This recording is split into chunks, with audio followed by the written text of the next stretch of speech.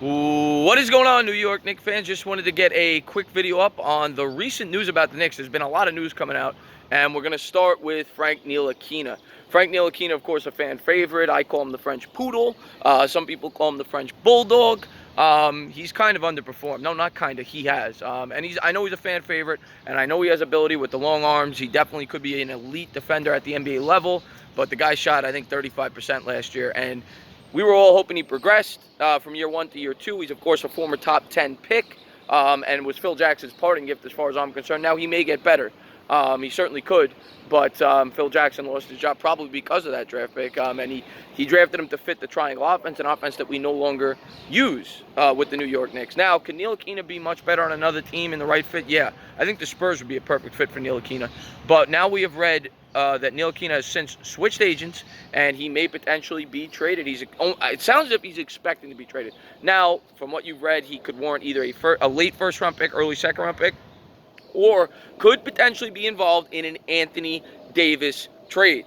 Anthony Davis, of course, we all know, is probably going to be traded from New Orleans Pelicans. He's going to be a free agent next season, and the Pelicans are probably going to want to get something for him.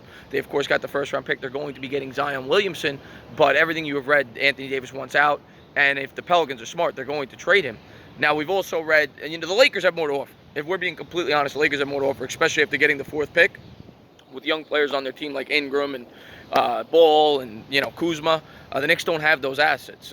Kevin Knox is a nice piece. Mitchell Robinson, who I do not want to trade, is a nice piece. And of course, they have the 3rd overall pick. Now, what it would take, I can't tell you that. Definitely, you would start with the 3rd. You'd have to have the contracts match up, right? So you'd have to probably include Knox. You'd have to include Ntilikina, DSJ, and probably a future first. That would probably be the starting point.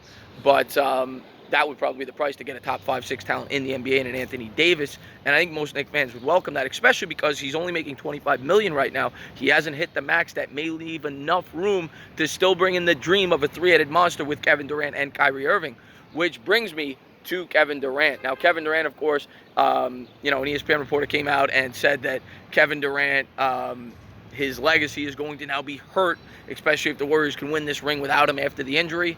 And I think this even more so cements the fact that Kevin Durant will be leaving the Warriors. I mean, he'd be a fool in terms of legacy to stay there after this. I mean, even if he comes back and they win the finals, I mean, they just swept the Blazers without him in the Western Conference Finals. So it just goes to show that they don't need him, and they could still be a championship caliber team, which kind of hurts his legacy. It does. I mean, if you're being completely unbiased and honest.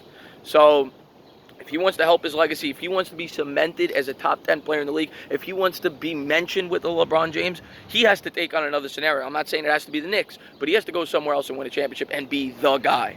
Not to say he wasn't the best player in the last year's team, he was, but I mean, when you got Steph Curry, Draymond Green, Klay Thompson, all these guys, an established championship team already, a team that broke records without you, if he's smart, he goes to another team, and the Knicks, I think, are the favorite. We've heard for months that the New York Knicks, and him being mentioned together. He's moved his offices there, whatever it was. But I think Durant is going to be a Knick, and I think this playoffs further cements that.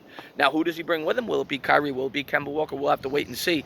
But a lot of Knicks news has come out here these last couple of days. Now, if they stay at 3, I do expect the Knicks to take R.J. Barrett, which is why I'm going to be doing a draft preview video on R.J. Barrett. I plan to have that up on the page in the coming days, maybe 2, 3, 4 days. I've already got a lot of notes on that, but I want to get that up as soon as possible. And I actually like Barrett.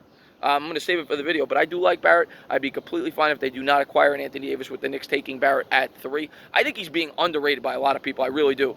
I think Zion's the guy. But I wouldn't be shocked if R.J. Barrett turns out to be the best pro in this year's draft class. I think he's that talented.